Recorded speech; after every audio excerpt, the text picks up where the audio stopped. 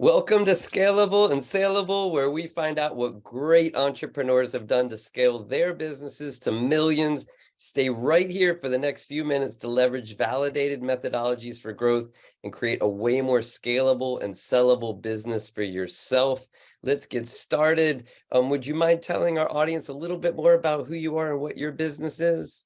Sure.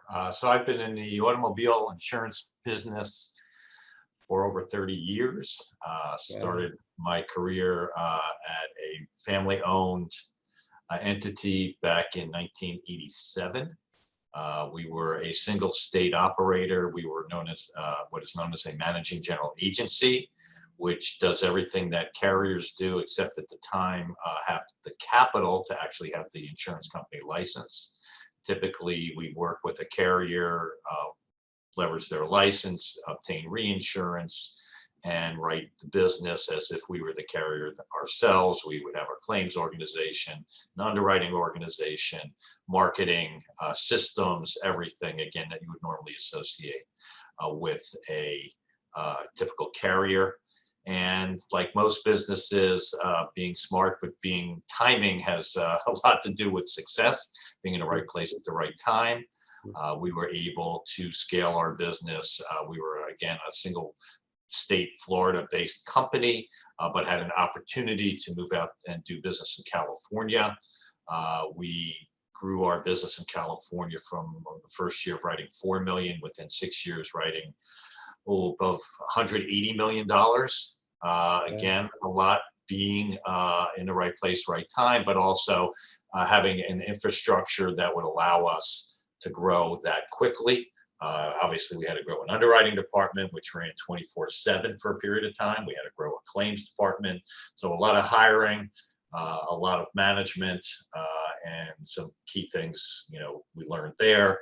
And Wow. then subsequently, because this business, like a lot of businesses, capital intensive, we were utilizing a tremendous amount of reinsurance. And therefore, while we had at that time about $17 million in capital, we were writing, like I said, over $170, $180 million of premium, which meant that we were seeding out 90% of our business. And basically, a lot of the business itself was so profitable that we were seeding out a tremendous amount of the profits. So at that time, the principals decided that this was an opportunity for them to have an exit strategy. And we hired private bankers who no longer exist today at DLJ, and ultimately sold that business to KKR. It was one of the first private equity acquisitions of an insurance entity at the time. And I remained on as president and chief operating officer for several years at that company as we continued to grow it and expand into multiple states. I subsequently left and started my own managing general agency again, starting from scratch, and been operating that for the past 18 years, writing business in multiple states. And about 7 or 8 years ago, also started our own insurtech company that is called Claimride, that has a continued mobility solution associated with it that has kind of been our focus the last 2 years and has grown substantially over the last 24 months. Oh, wow. The last 24 months. So you've watched, you've been a part of a company growing from a small thing to over 180 million since the 80s. You've started another company from scratch, grown that. What do you attribute your growth to?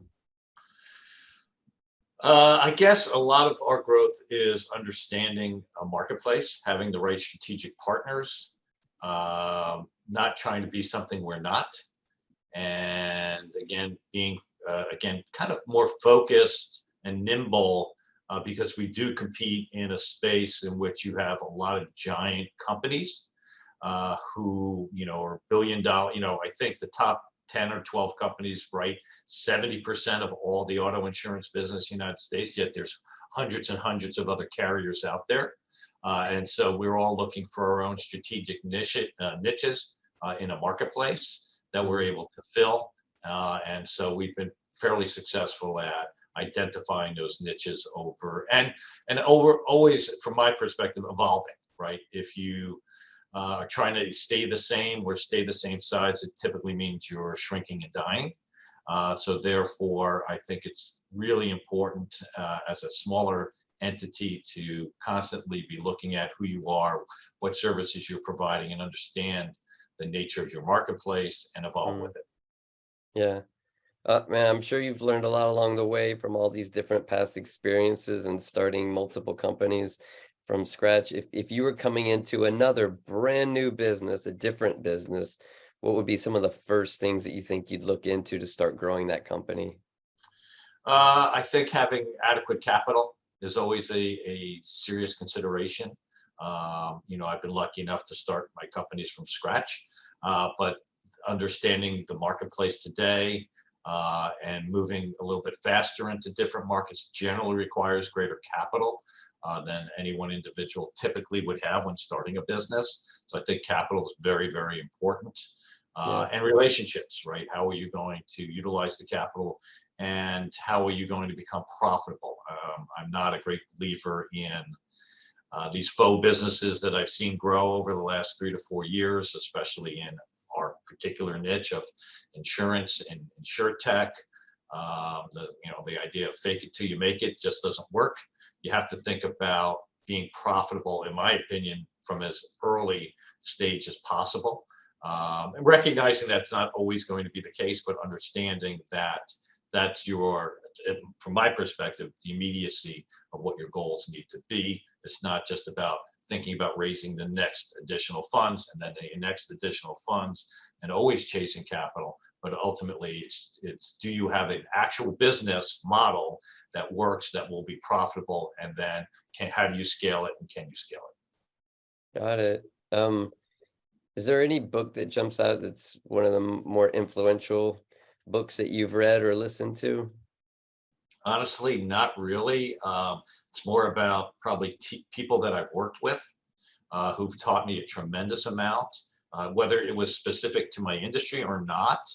Mhm. Even my opportunity to work with the folks at KKR years ago who didn't know anything about insurance and would be the first people to tell you, but they knew everything about the business of business, Mm, right? So there was, for mm, me, I think the key is always willing to learn and understanding that you're never the smartest guy in the room, that everybody has something to say, listen to it. And again, I think listening more than talking is probably more important than anything. It's really understanding what others are looking for and understanding how to hopefully attain that for them.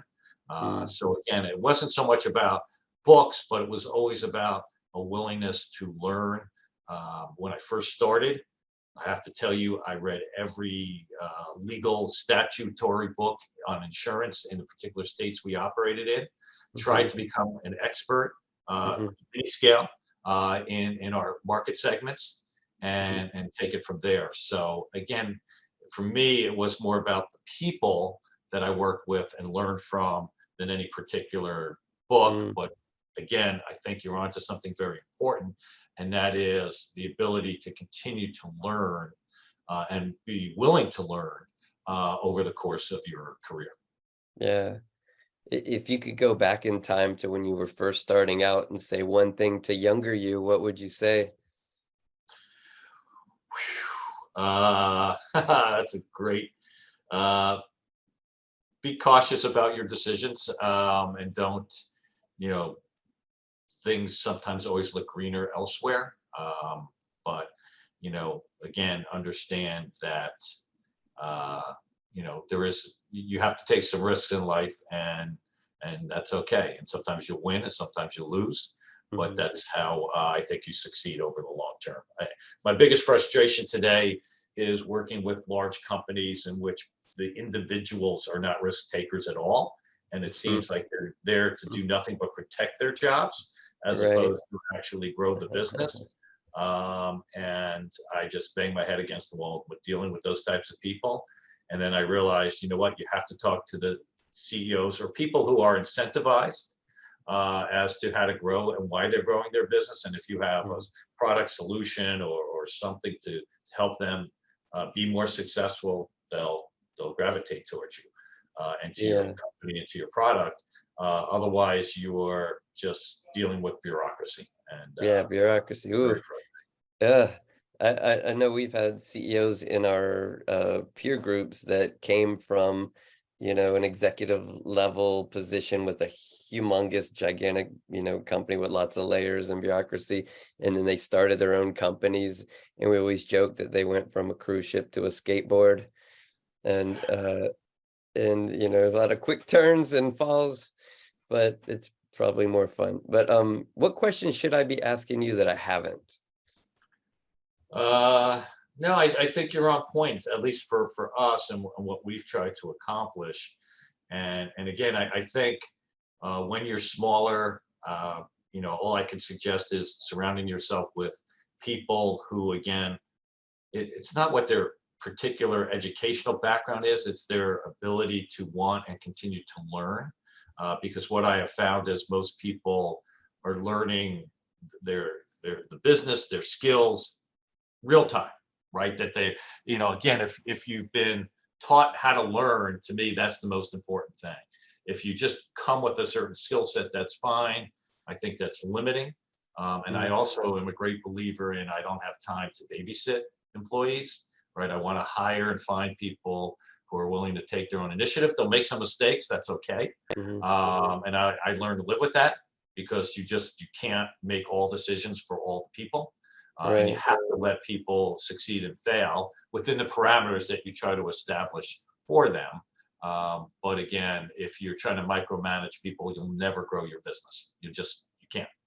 Yeah, I remember one time, God, I'm trying to remember what country I was in, some other country, and there was this incredible burger place. And we went there, and it was the one guy that like took us to our table. He took our order, then he went in the kitchen, made the burgers. He was fanatical about the burger, best burger I've ever had. But he told me if somebody calls and wants to take the burger to go, he'll find out how far they'd be driving it back. And if it's too far, he won't even do it because the burger wouldn't be Well, right. But I thought, but it's a great burger, but he's so limited. Nothing was good enough in any single role, and it's just that one guy. right. But And I think on that point, the other thing that I've learned is you're never going to get to 100% correct. So if you're at 98, whatever, I mean, that's right. phenomenal. Take it and run. I've learned that with my systems. I've learned it with my Hmm. people. I've Hmm. learned it with the business itself. Right. If you're looking for perfection, you'll never achieve it and you'll never have success. I think success comes from understanding sort of the limitations and recognizing that certain things, the best you're going to get it is what it is. And take advantage of what you have and leverage it as much as you can. Yeah, well said. Any parting words of wisdom, advice for the entrepreneurs out there in the trenches right now? Marry into a rich family? I don't know. Take it easy. Find somebody that's already got the money and just relax. Yeah, no, I mean, it's again, I think, you know, I think some people are too caught up in sort of have to be so passionate about the specific business. I think you have to be passionate about the business of business and that there's lots of opportunities for things that maybe not be as sexy as you think they are or could be. I mean, I didn't grow up as a 8-year-old saying I want to be in the insurance business, right? You want to be a baseball player, a basketball, whatever it is. But again, you can be successful if you're really looking at it as just again trying to build a successful business regardless of what Mm, widget you may be selling or working mm. with or developing. Again, I think you can have great success. And That's you can't. great advice. You fall in love with the game of business itself because no matter what the passion is, you That's work right. super hard, have a million obstacles blow up in your face, you're still gonna burn out. So just stay in love with the game of business. Yeah, That's awesome, exactly. man.